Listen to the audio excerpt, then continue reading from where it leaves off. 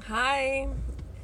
Now, a quick thought for the day is finding pleasure in the small things. And I've been thinking, what does happiness mean?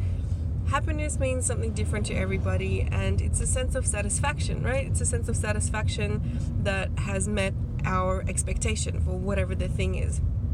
And I've been listening to some podcasts and videos lately, and one thing that came apparent is something that has made us happy initially, we adapt to it, and then it no longer brings us that newness and that happiness unless we see it in a different light or unless we really, really love it. But same thing with friendships or relationships.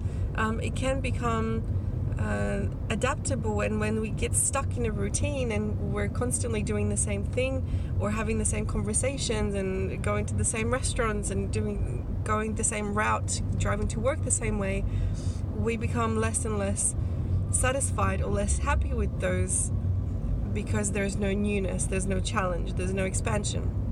So the reason why we should value relationships and friendships the most is because people are different. Even in the same situation, people respond in a different way. So even though it's challenging, unless it's obviously very negative, then that tends to keep us the happiest. But when it comes to material things don't ever change.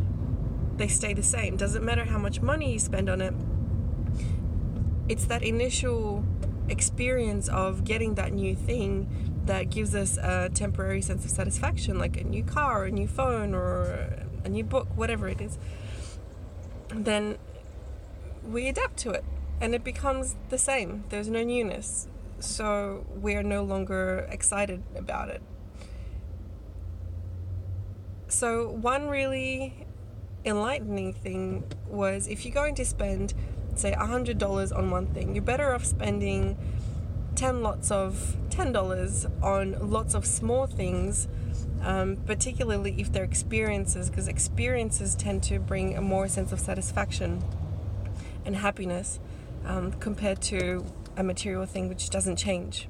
And yeah, so that's my thought for the day, is to bring newness and bring your resources towards put your resources towards experiences rather than material things, and buy gifts for other people as well. That gives you more satisfaction and that helps us gain a bit of self-worth as well, because it makes us feel good when we're giving back to people, and it gives us something as well. So in a way, giving is a little bit selfish, which is a good thing. It's a good selfish thing to do.